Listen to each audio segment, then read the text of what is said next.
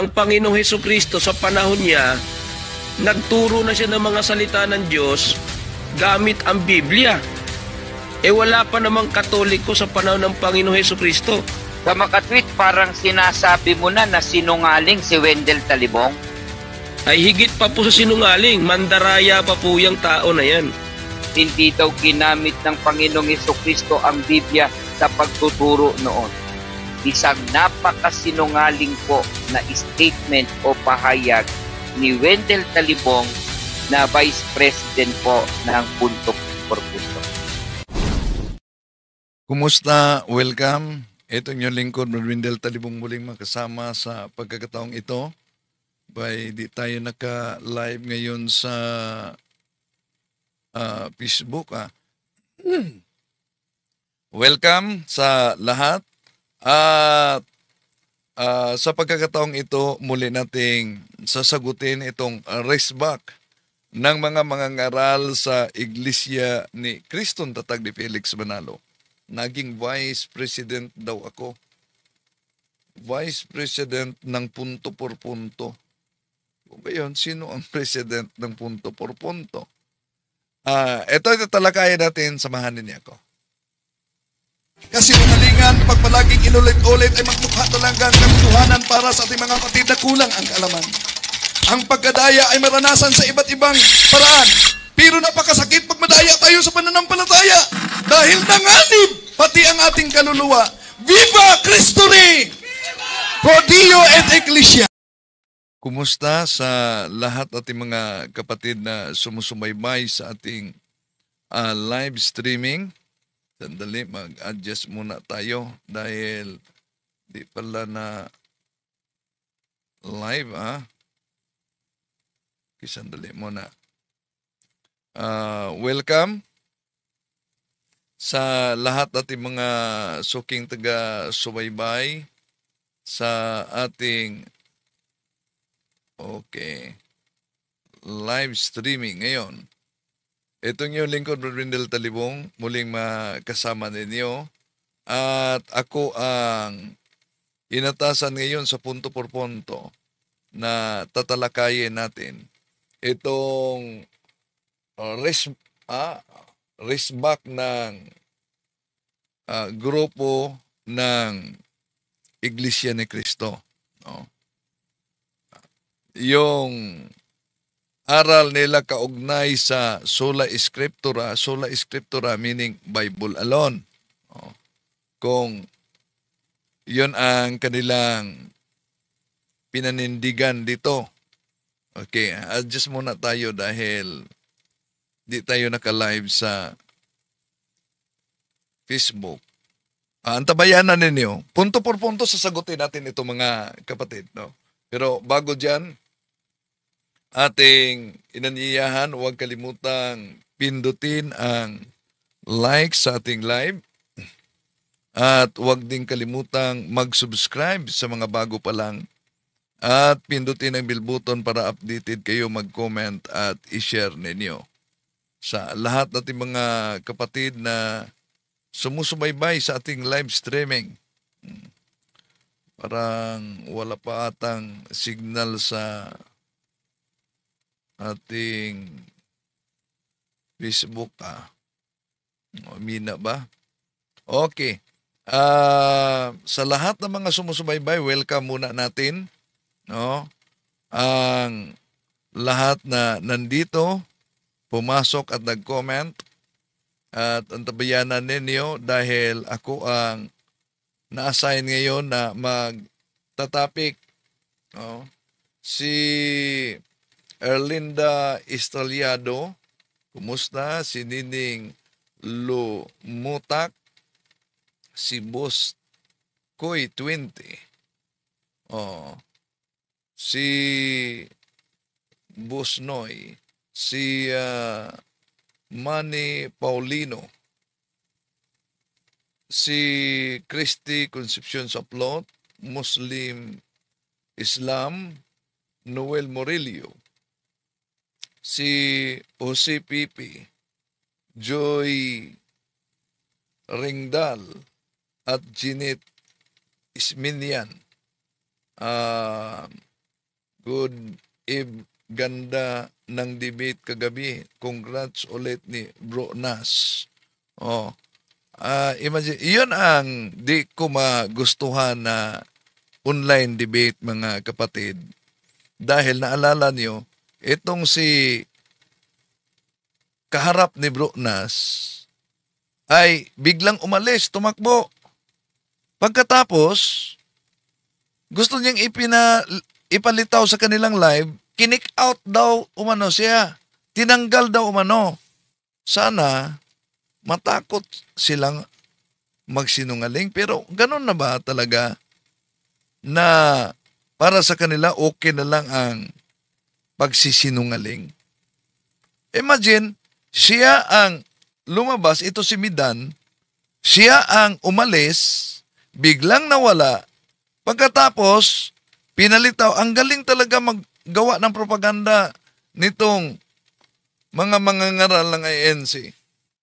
Pinalayas daw umano siya, kinik out daw. Oh. Kaya nga, mas mabuti harapan talaga. Ang daming palusot nila. Nawala. Pinalitaw, kinik out. Siya ang umalis. Oh.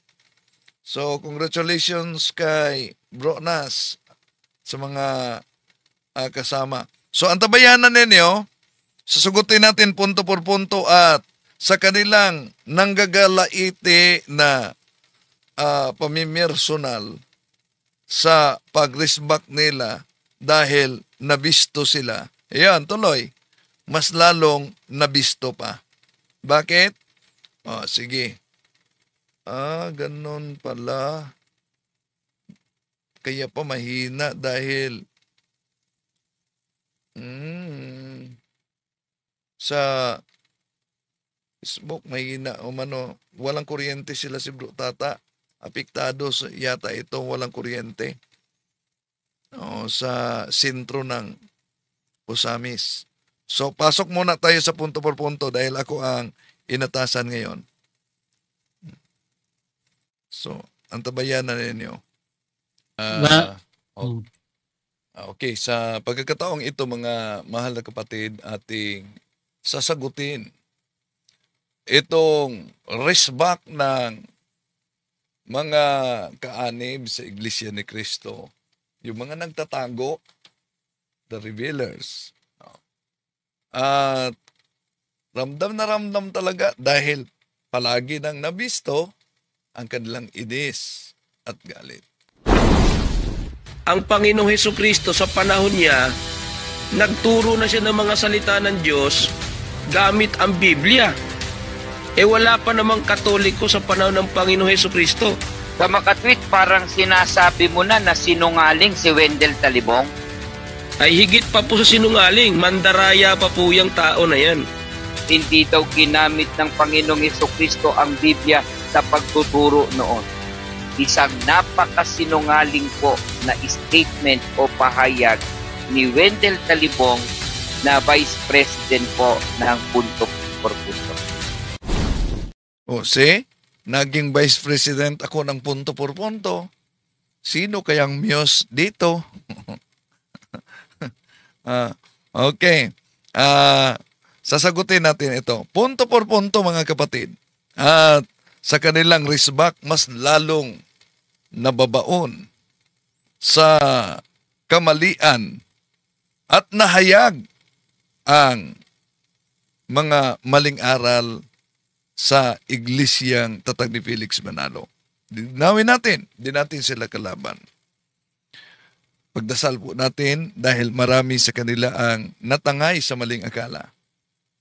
Kaya sa pagkakataong ito, sasagutin natin punto por punto. Di naman detalyado ang nakasulat sa Biblia.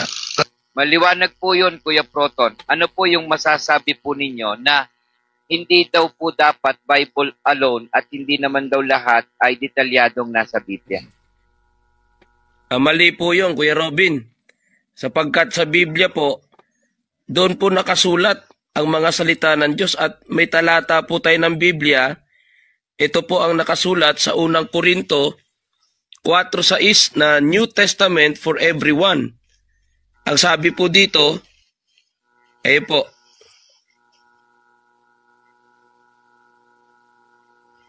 Basa I po. have, ayun po.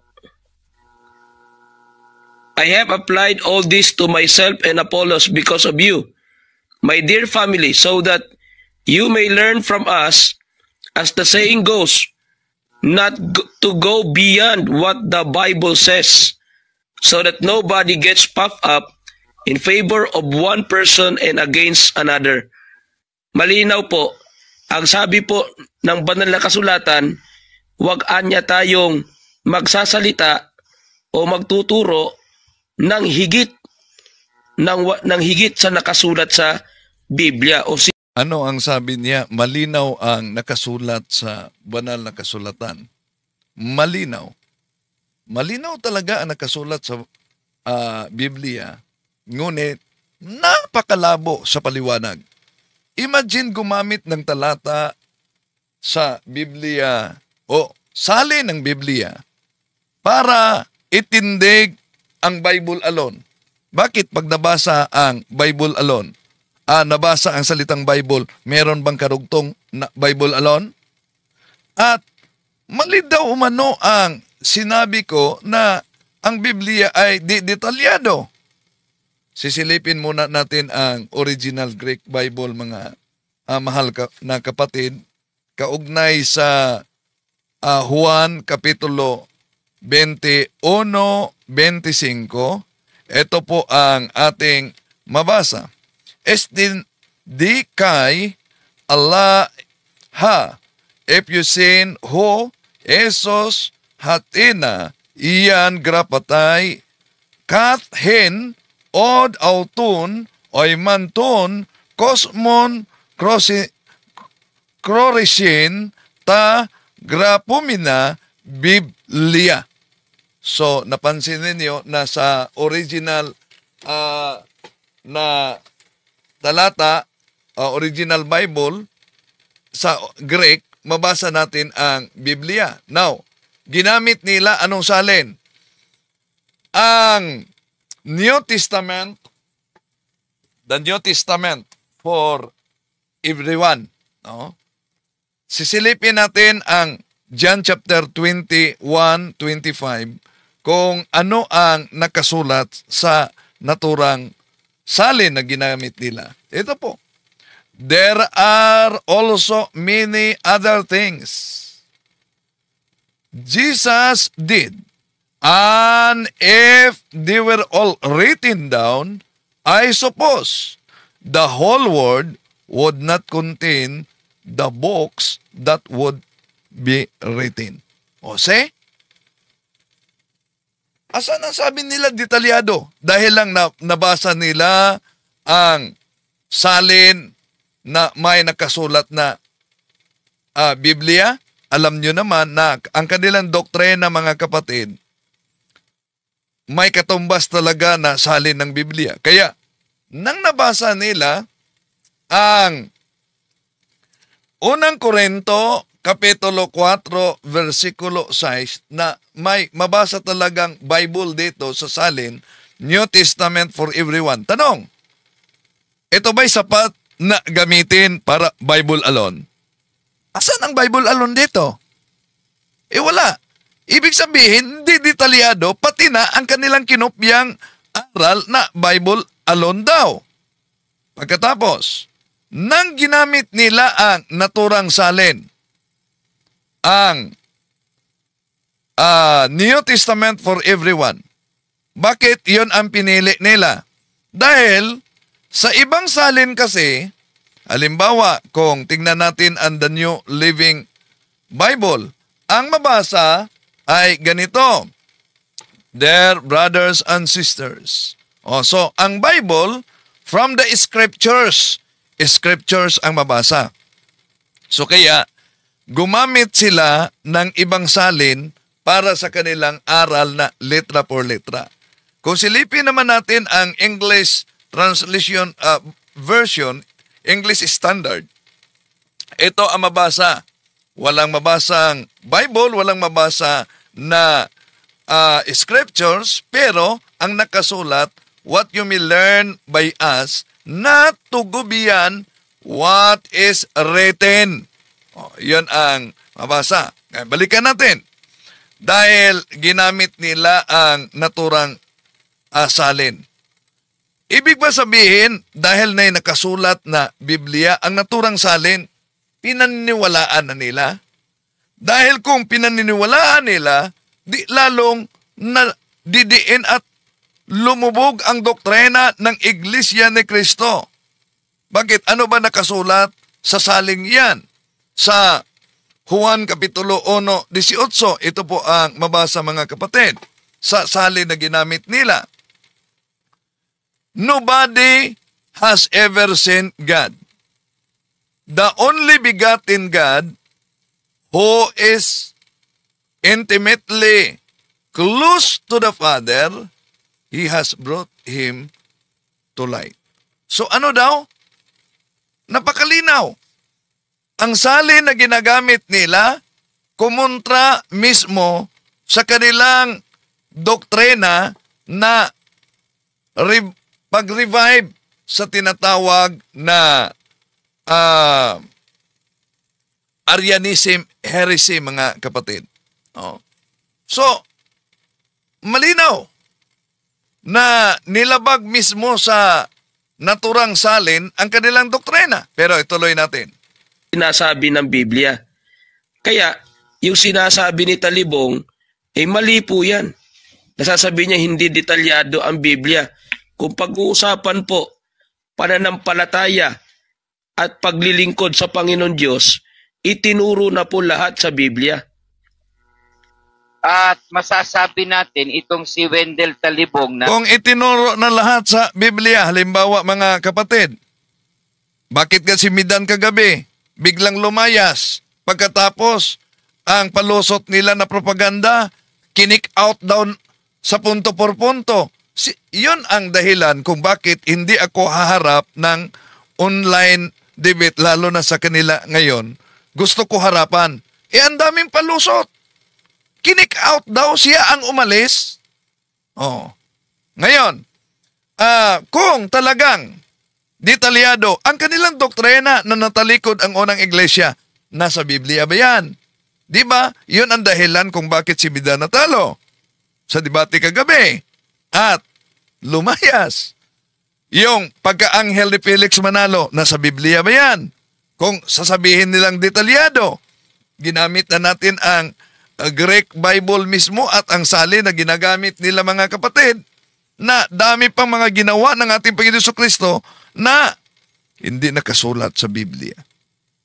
Sa Greek, Okay, tuloy natin. Matagal na at matanda na sa pagtatanggol ng aral na kanyang ipinagtatanggol ang aral na Katoliko.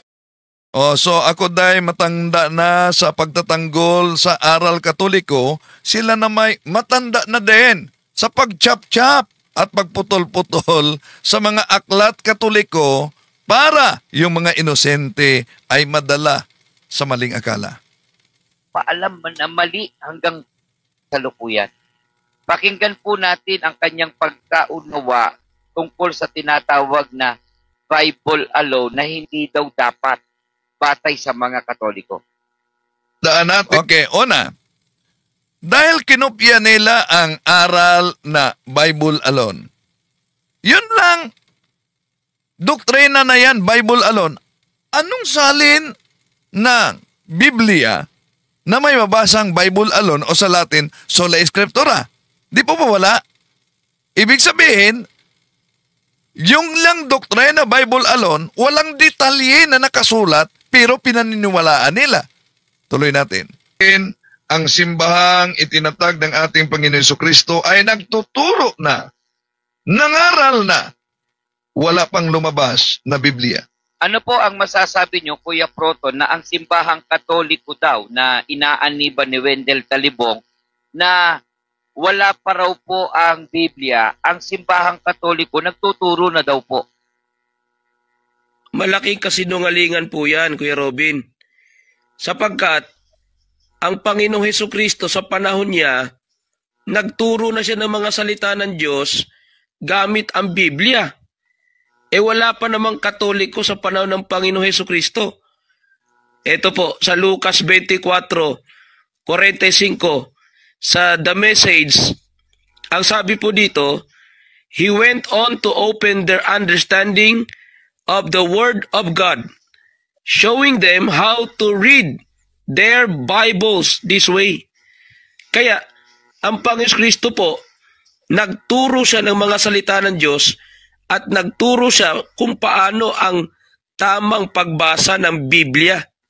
Ginamit naman nila itong salin na ito, mga kapatid. No, kaya, dahil may mabasa na Biblia sa naturang salin, sabi nila, na malinaw na ang Panginoong Hesus nagturo na ng Biblia dahil may Bible. Pero ang salin na ito, tinawag na Bible, yung mga scriptures. Scripture dahil sa Greek, ang mga kasulatan, mga aklat, books, tinatawag yan na Bible. Pero yun po ba ang Bible ng mga Kristiyano na nandito sa atin na may Old and New Testament? Hindi. Ngayon, binanggit nila ang ating Panginoong Hesus. Nangaral na ng Bible. Alam nyo ba, ano ang halimbawa sa sinitas ng ating Panginoong Hesus sa kanyang pangaral? Una, yung Lucas Kapitulo 6, versikulo 31. Do to others as what would have them to do you. O yun, isa yan sa ginamit ng ating Panginoong Hesus. At ang Lucas, no? Ito, Lucas Kapitulo 6:31. Asan yan galing? Galing yan sa tinatawag nilang apocryphal books na Deuterocanon sa atin. Tobit, Kapitulo 4, versikulo 15. Never do to anyone else anything that would not want someone to do to you. So, ibig sabihin, ginamit na ng ating Panginoong Hesus ang tinatawag na sa mga protestante kahit sa iglesia, apocryphal books. Alam kaya nila yan na mismo ang ating Panginoong Hesus, Lucas Kapitulo 6:31, gumagamit na yan. Pero sa INC, alam nyo, di nila yan matanggap dahil sa Pasugo Magazine, may pagkakaiba daw umano sa Bibliang Protestante at Katoliko. Bibliang Protestante at Katoliko, ayun, ang sa Katoliko, merong tinatawag umano na Maccabees. Kaya nagkakaiba talaga. Totoo na may pagkakaiba talaga sa Protestante at Katoliko dahil yung Protestante, alam naman natin mga kapatid, na kung sisilipin natin ang kasaysayan, ang mga Protestante, kailan ba nila tinanggal ang Deuterocanon?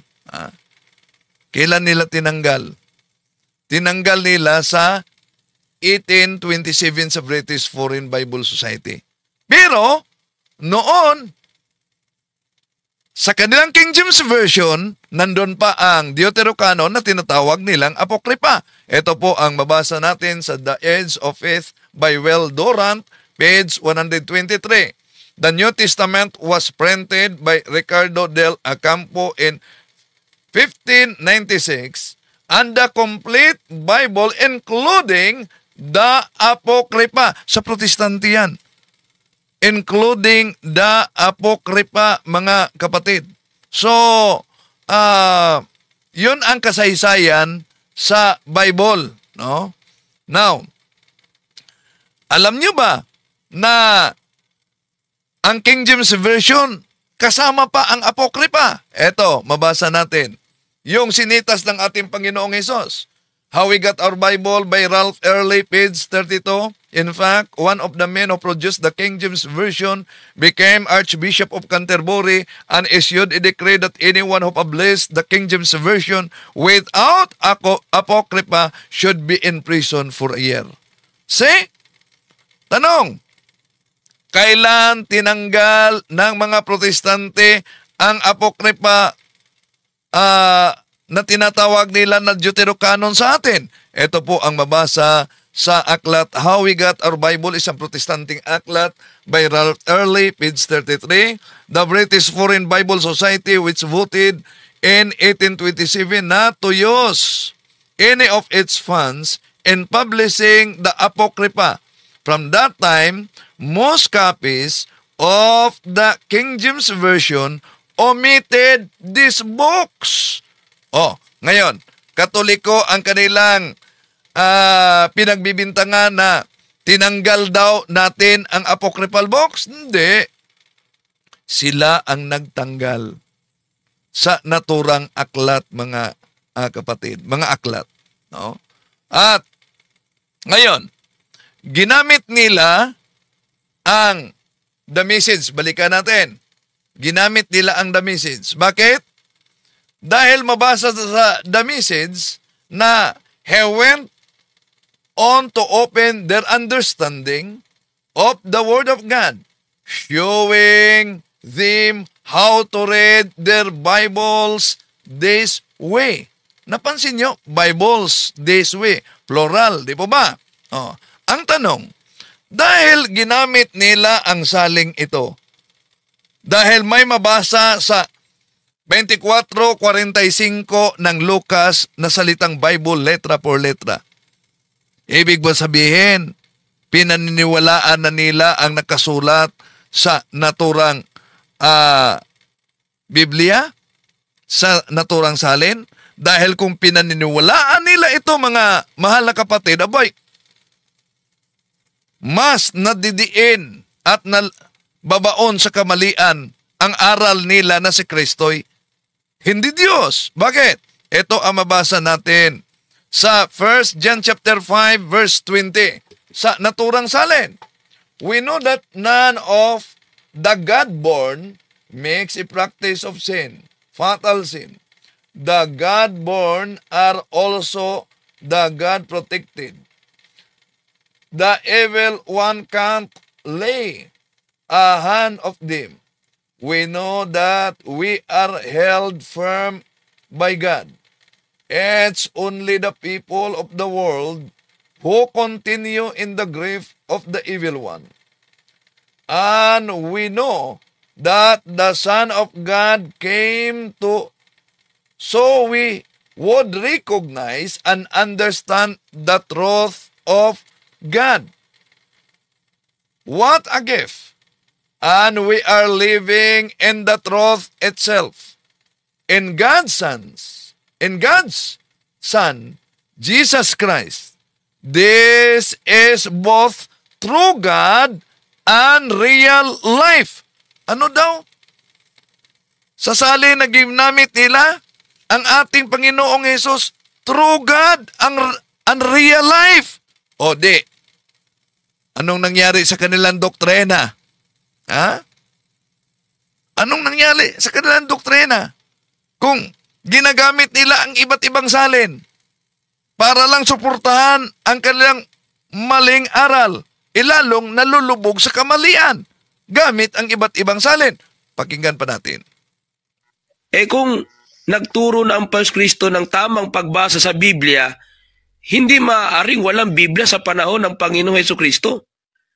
Kaya kung may Biblia na sa panahon ng Panginoong Kristo, wala pang Katoliko, may Biblia na, Kuya Robin. Sa makatwid, parang sinasabi mo na sinungaling si Wendell Talibong. Ay higit pa po sa sinungaling, mandaraya pa po yung tao na yan.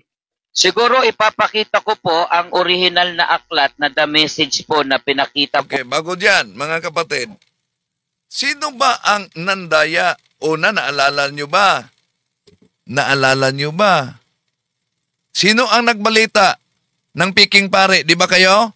Nabuking sila sa balita nila dahil ang ipinakita sa nagpakilalang pare, liminister. Ito, ulitin natin Metro Manila.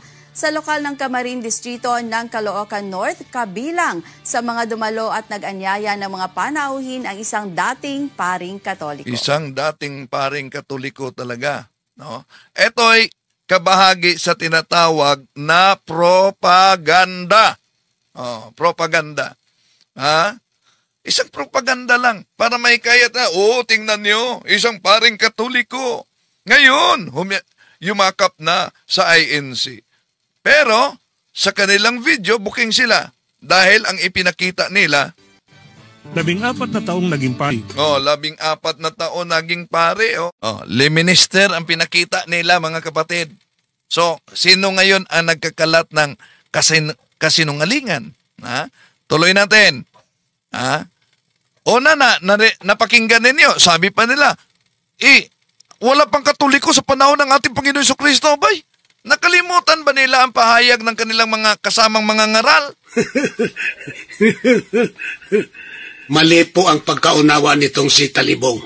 At ang Iglesia Katolika bilang isang organisasyon o samahang pangrelihiyon, yan po ang organisasyon. Pagka sinusoy pabalik, yan ang dating Iglesia ni Kristo. Yan ang dating Iglesia ni Kristo. Yan ang dating Iglesia ni Kristo. Hindi po totoo yan. Mali po ang pagkaunawa nitong si Talibong. Talaga pong ang Iglesia Katolika Apostolika Romana, talaga pong sa pasimula, yan ang Iglesia ni Kristo. Patawa-tawa pa si Sinita dito. Talagang ang Iglesia Katolika sa pasimula ay siyang Iglesia ni Kristo. Pagkatapos sinabi nitong mga revealers, paano ngayon wala pang Katoliko sa panahon ni Kristo? Nako, nagkukontrahan na sila. Tuloy natin. Po ninyo, ito po mismo ang nakalagay. Ayan po yung binanggit po ninyo. Ang nakatatawag po ng Biblia na the Living Bible, ito po ang pinapakita po natin dito. Nakasulat po dito sa... gumamit naman ng The Living Bible dahil may salitang Bible sa loob ng Biblia. Tanong, ang nakasulat ba dito? Pinaniniwalaan nila? Ituloy muna natin. Kalawang Timoteo sa 3:15, ganito naman po ang mababasa. You know how, when you were a small child, you were taught the Holy Scriptures, and it's this that make you wise to accept God's salvation by trusting in Christ Jesus. The whole Bible. Kamakatid, panahon pa ng mga apostol, talagang meron na pong ginamit na Biblia. Kaya, okay, panahon pa ng mga apostol, talagang may ginamit na Biblia. Lalong nadidiin at nalulubog sa kamalian ang Iglesia. Bakit? Dahil ang Iglesia, walang sariling Biblia. Kaya maging ang ibang mga otoridad ito. ng iba't ibang religion. Halimbawa po, isa sa mga otoridad ng simbahang Katoliko, may mga sumusubaybay. Tingnan natin itong sinabi ng Iglesia. Ito. Laro tayong sarang Biblia. Ang una, na gumawa ng sariling salin ng Biblia, kaya natin, kapatid na Michael, pero hindi po ginagawa yon ng Iglesia ni Cristo. Ang dahilan, kapatid na Michael, iyon nga mismong mga Biblia ang isinali nila na ating ginagamit. Hindi nga nila halos paniwalaan pag tayo ang gumagamit. Di lalo namang hindi nila tatanggapin kapag yan ay salin ng Iglesia ni Cristo. Tikalawa, hindi naman po komo ang isang relihiyon. Tulad ng Iglesia Katolika, hindi naman komo ang isang relihiyon, mayroong sinaling Biblia, gaano mang karami yan, hindi katibayan yan na yan ay totoo o tunay na relihiyon. Yan. Imagine, ang lalim ng lahika ni logic ni Aparba, ang Katoliko daw umano na nagsalin, hindi katibayan na totoo. Palagay natin na ang Katoliko para sa kanila hindi totoo. Imagine, asan sila nangunguha ng logic na ang hindi totoo, nagsalin ng Biblia na para sa kanila ang Biblia na isinalin sa hindi totoo ay totoo. At sila na walang salin ang naging totoo. Di ba? At balikan natin, ginamit nila ang The Living Bible. Ang tanong, pinaniniwalaan ba nila ang nakasulat sa Juan Kapitulo 1 sa The Living Bible Ano nakasulat? Uno-uno. Before anything else existed, there was Christ with God. He was always been alive and is himself God. Pinaniniwalaan ba nila yan? Dahil gumamit sila ng iba't ibang salin? Siguradong hindi. Dahil sasabihin nila, mali na salin yan. Tuloy natin. Ito pong si Wendell Talibong na atin pong pinakikinggan sa kanyang content, hindi lamang po basta sinungaling, kapatid na Proton, napakasinungaling. Pakinggan po natin, Kuya Proton, ng ilang bahagi pa. Ito, ramdam na talaga natin ang gagalaitin na itong mga kaanib ni Felix Manalo dahil sa ilang bisis na nahayag ang kanilang mga maling aral kasi. Kanyang sinabi. Sasabihin nila, hindi po ba ang ating Panginoon Jesucristo gumagamit naman ng Biblia? Yun ang palusot ng iba. Pero Secret Scrolls yon. Ang Secret Scrolls, part lang yon sa Biblia. At ang Biblia ay ang simbahan ang nagdeklara kung ano ang mga aklat na magiging bahagi nito at idineklara ito sa iba't ibang konsilyo ng simbahang Katoliko. Isa na namang kasinungalingan ang ipinahayag ni Wendell Talibong, Kuya Proton. Isa naman umunong kasinungalingan. Bakit? Di ba kayo nag-research sa inyong Pasugo Magazine? Di ba nakasulat sa inyong Pasugo Magazine? Ito, Pasugo Magazine, Hulyo 1951, page 27. Ang Konsilyo ng Trento noong 1546 ay nagpahayag na ang lahat ng aklat ng matanda at bagong tipan na nasa Bibliang Katoliko ay mga banal at naaayon sa batas. Kailan? 1560. 1546. Kaya kung 1546 at ang argumento nila, halimbawa, di dapat paniwalaan ang One Holy Catholic dahil lumabas 1870. Huwag kayong maniwala sa Biblia na lang. Dahil ang Biblia ay produkto sa iba't ibang konsilyo, sa iba't ibang papa. Balikan natin ang kanilang Pasugo Magazine, mga kapatid. Ito, mabasa natin sa kanilang Pasugo Magazine, nakasulat yan. Ang mga batas ng Iglesia Katolika na mataimtim at maingat na sumisiyasat at tiniyak ng konsilyo ay siya ring nasa mga talaan ng mga banal na aklat na inihayag ng mga konsilyo ng Florencia noong taong 1441, Cartago noong taong 397, Hippo noong taong 393, Laodicea noong taong 363, at ng mga Papa Inocencio noong taong 401, Hormidas noong taong 514-523, Gelasios noong taong 490-496, at ng Papa Damaso noong taong 366-384. Nakasulat yan mismo sa kanilang pasugo. Di ba alam nito mga ngaral na ito? Okay, tuloy natin mga kapatid. Opo, Kuya Robin. At napakalaki kasinungalingan talaga niyan. Kasi ganito po, sa kanilang aklat na rin po, Kuya Robin, ito, Bible History for Everyone, na sinulat ni Father Athanasius Danieletti. Ito po ang kanyang sinabi sa introduction. Pwede po ang palakihan po. Ayan. The first books of the Bible were written about the year 1500 BC. The last one was written by Saint John the Evangelist about the year 100 AD. All in all, the books of the Bible are 72. Sabi nila, 45 of these books were written before the coming of our Lord Jesus Christ, and they are called the books of the Old Testament or Old Law, while the books written after the birth of Jesus Christ form the New Testament or New Law, and they are 27. Napansin niyo po, Kuya Robin, kailan daw natapos ni Apostol Juan isulat ang kahuli-hulihang aklat? 100 AD. Okay, napansin, bago tuloy mga kapatid, ginamit nila itong aklat na ito. Kaya mga Katoliko, dapat alam ninyo dahil gumagamit talaga sila sa naturang aklat na ito. At may pinag-chap-chap sila dito kasi. At maliban diyan na pinag-chap-chap nila, kung maalala ninyo, matagal na itong ginagamit nila para patunayan na ang iglesyang tatag ni Felix Manalo raw ay tunay na iglesia daw.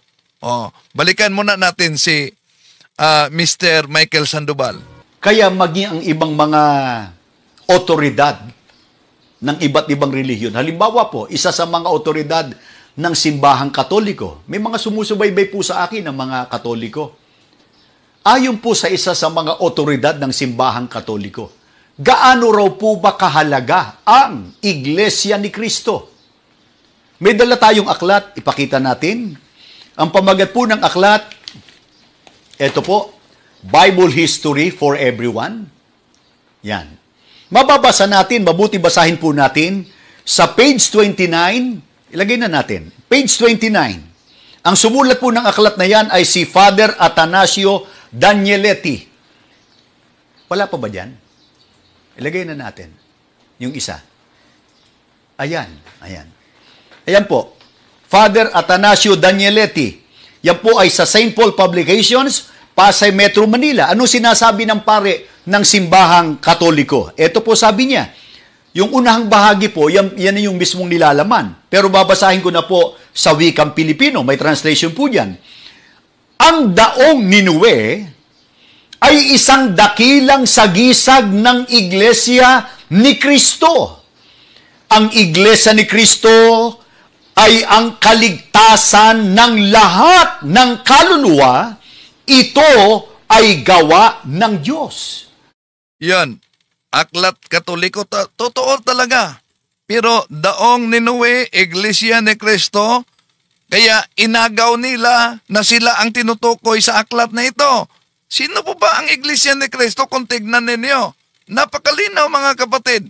Walang iba, batay sa nakasulat na yung daong Ninue, ang Iglesia ni Cristo, the Holy Roman Catholic Church, is the Church of Christ. She alone claims and possesses St. Peter as her visible head. See? Napansin ninyo paano nila in-squat? Squatter talaga. Basta lang makabasa ng Iglesia ni Cristo sa Aklat Katoliko, abay, ginagamit na. Okay, tuloy natin. Dahil ang huling nasulat na gospel ayon sa aklat na ito 100. At ano ang gustong ipalusot niya? Ayun po, 100 AD. Ngayon, kailan po ba ang Iglesia Katolika? Ang Iglesia Katolika, nagsimula po yan ng imbentohin ni Ignacio noong 110 AD. Kaya malayo po, tapos na ang Biblia, saka palang lumitaw ang Iglesia Katolika. Dito, malinaw na naman ang kontrahan mga kapatid. Nagsimula ang simbahang Katoliko daw, panahon ni San Ignacio, 110. Ano Domini? So, ibig sabihin, second century. Nagsimula ang Katoliko sa panahon ni San Ignacio noong imbintuhin ang Iglesia Katolika. Kailan? 110. Ayon sa kanila. Di nagkontrahan sila sa kanilang Pasugo Magazine.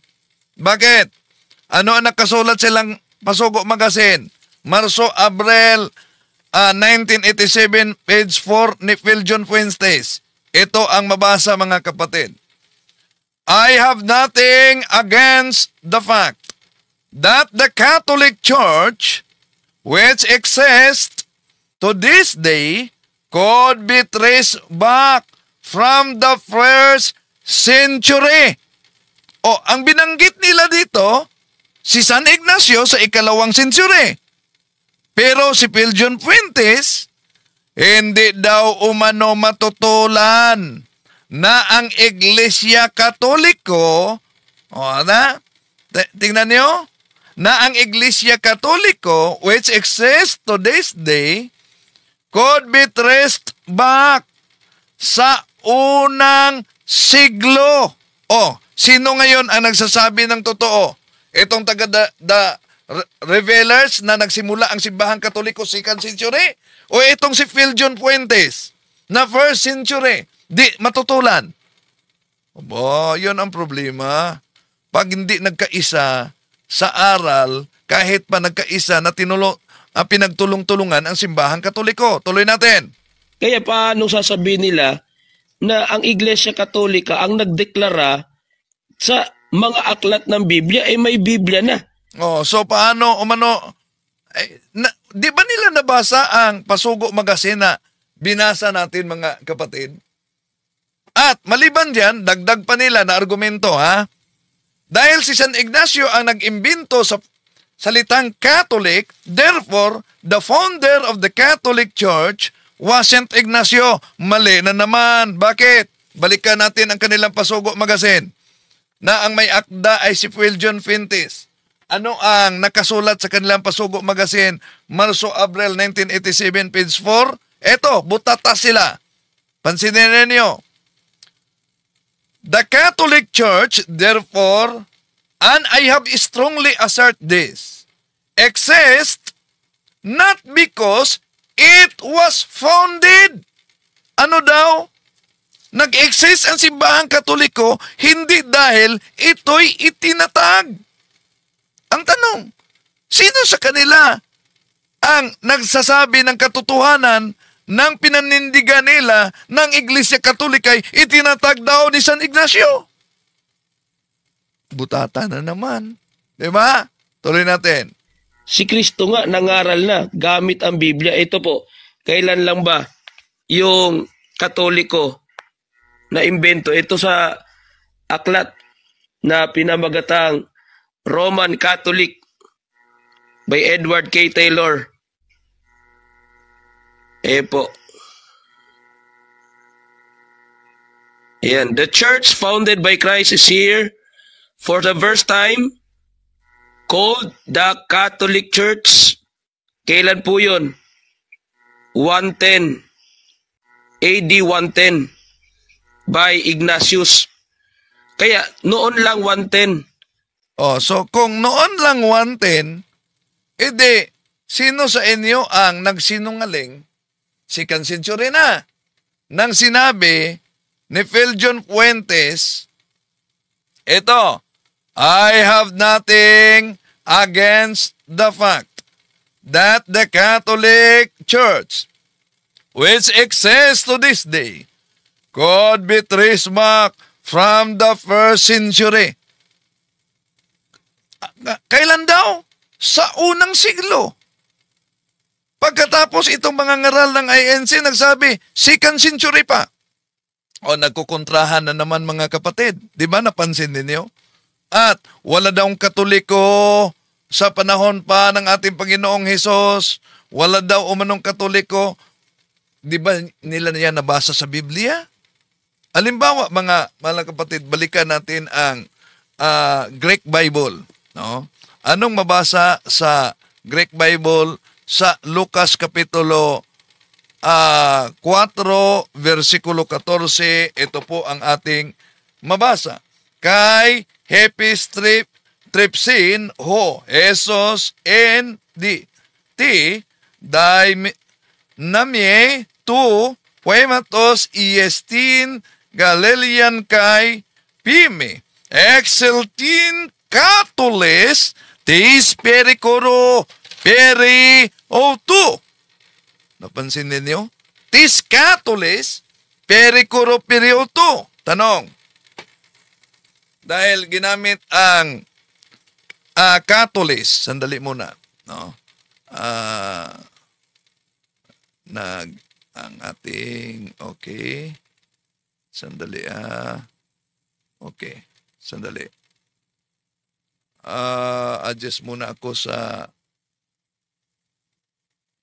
sandali muna, adjust muna tayo sa, okay. Okay, balik na. So, balikan natin mga mahal na kapatid. No, balikan natin ang banat nila. No? So, malinaw. At ano po ba yung salitang katolis? Dahil sa Biblia, yung katolis is spread throughout the surrounding region. At sa Gawa Kapitulo 9:31, himian on Ecclesia Catholis. May mabasang Catholis. Sa protestante na aklat, alam niyo ba sa protestante na aklat? Ito po, protestante na Bible scholar ito. Anong sabi niya kaugnay sa Ecclesia Catholis? Ito po ang mabasa natin sa Ecclesia Catholis, mga kapatid.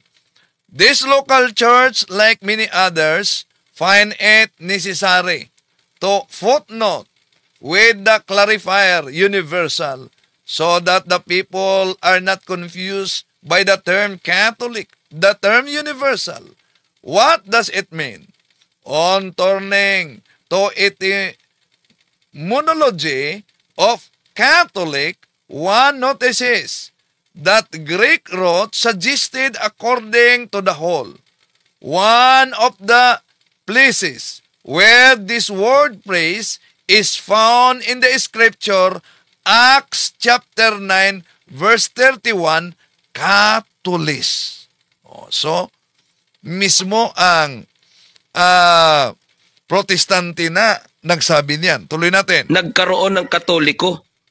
Tapos sasabihin nila, nauna pa sila sa Biblia. Kaya Kuya Proton, yung sinasabi ni Wendell Talibong na nagturo ang Panginoong Jesucristo ay wala pong gamit ng Biblia. Hindi ba kinikilabutan ito si Wendell Talibong at tila baga inaangkin ng mga Katoliko na nasa kanila raw or sila daw ang nagmamay-ari ng Biblia.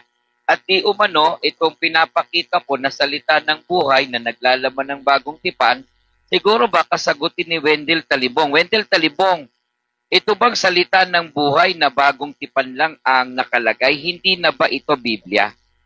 Itong bagong tipang Katoliko na ito ay isinalin po ng mga Katoliko.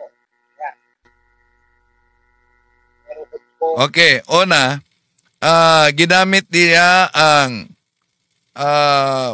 bagong yung salitang ng buhay. No, ibig sabihin ginamit talaga ng mga INC yan dahil para may mabasa litra por litra. Ang tanong, nang ginamit ninyo ang salita ng buhay, pinaniniwalaan nyo ba ang nakasulat sa salita ng buhay? Bakit? Ito ang mabasa sa salita ng buhay. Wala pang nakakita sa Diyos Ama kahit kailan. Subalit, ipinakilala siya sa atin ng Diyos Anak. So ang tanong niya, Biblia ba ang salita ng buhay? Yes, Biblia kahit New Testament, pero part siya sa Bibliang Kristiyano dahil ang Bibliang Kristiyano ay composed of Old and New Testament.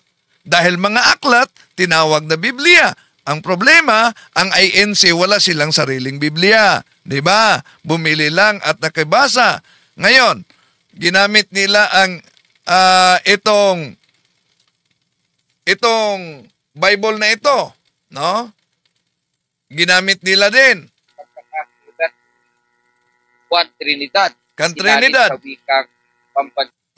Kung maalala ninyo, may pandaraya dito si Ramel Parba nang ginamit niya ang footnote ni Juan Trinidad. Pakinggan natin. Isang paliwanag ng Iglesia Katolika, ito sa ating mababasa, ganito sinasabi sa footnote. Verbo at ang anak ay tinawag niyang isang uri ng banaag ng kaisipan na nagmumula sa Ama. sana napansin nyo na ang salita o yung logos ay kahayagan ng kaisipan. Nang ang salita o logos ay hindi pa ipinahayag o hindi pa lumalabas sa bibig ng Diyos, ito ay salita na nasa isip kayo. Ayan, pinutol. Bakit? Ano po ba ang nakasulat diyan? Basta ang verbo, ibig sabihin, nasa isip lang siya ng Ama. Nasa isip lang umano siya ng Ama. So therefore, ang konklusyon, kahit otoridad Katoliko nagpatunay na ang verbo, ibig sabihin, nasa isip ng Ama. Nasa footnote ni Juan Trinidad. Ito po ang nakasulat sa footnote, mga kapatid. Ginamit ni San Juan ang pananalitang verbo upang ipakilala niya ang walang hanggang pagka-Diyos ni Jesus. O, nalantad na naman. Tuloy natin. Tao mula sa pagkata na tinatanong ko lang po, ito po ay naglalaman lang ng bagong tipan. Wendell Talibong, hindi na ba ito Biblia? Yes, Biblia yan. Pero kulang dahil bagong tipan lang. At ang Biblia ay, Bibliang Kristiyano ay Old and New Testament. Sige po, Kuya Proton, bago po tayo magtapos, ano po ang inyong ibabahagi pa po? Isa pa po, Kuya Robin, ipinangangalandakan nila na para baga sila may-ari ng Biblia. Ito po.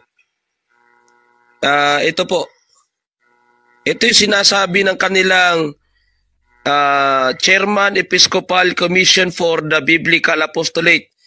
Mula ito sa Catholic Bishops Conference of the Philippines, si Cirilo Almario. Ito po, ito sinasabi niya. Ito po ay doon sa saling Christian Community Bible sa kanyang Episcopal Introduction. Ito sabi po, no one can make himself the owner of the Bible and its message. Hindi na pwedeng angkinin. Ayan. Hindi pwedeng angkinin. Nasa Episcopal Introduction yan. Una, mga kapatid, umandar na naman ang pamumutol nila. Bakit? Napakalinaw kasi ang nakasulat dito. Ito lang na bahagi ang binasa. No one can make himself the owner of the Bible and its message. May karugtong na iniwasan. The believing community who listens to the Word of God is part of the Catholic, that is Universal Church, which has been instructed by the Spirit and enlightened by the great witnesses of the faith during the 20 centuries. This is why introduction and commentaries accompany in the biblical text. Sino daw ang may karapatang mangaral, mga kapatid? Ang simbahang Katoliko, guided by the Holy Spirit. Kaya napansin ninyo na pinagputol-putol na nila. Yung sinabing, hindi aangkinin at walang karapatan. Una, kahit protestante na Bible scholar, ito, na aklat, pinapaliwanag dito, mga kapatid. Ito ang mabasa sa naturang aklat. No? By its very nature, Holy Scripture, whether Old and New Testament, is a production given of God, not the work of human creation. Yun ang ibig sabihin. Given by God, not the work of human creation. However, the compilation of this book, napakalinaw, nakasulat mismo sa kanilang Pasugo Magazine. Balikan natin ang Konselyo ng Trento noong 1546 ay nagpahayag na ang lahat na aklat ng matanda at bagong tipan na nasa Bibliang Katoliko ay mga banal at naaayon sa batas. Kaya, kung ang simbahang Katoliko'y idineklara 1870, di nila matanggap. Bakit di nila matanggap? Produkto lang daw umano sa konsilyo ng simbahang Katoliko. Lalo nang huwag niyong tanggapin ang Biblia dahil ang Biblia ay produkto sa konsilyo ng simbahang Katoliko. At alam niyo mga kapatid na ang simbahan mula pa noon ay may mga konsilyo na sa Jerusalem na mabasa natin sa Gawa Kapitulo 15:1, ang title The Council of Jerusalem. So nagpatuloy ito sa simbahang Katoliko dahil mula pa noon, ang sabi ng ating Panginoong Hesus, feed my sheep. Jeremiah chapter 3 verse 15, and I will give you a pastor with all my heart, and they will feed you with knowledge and doctrine.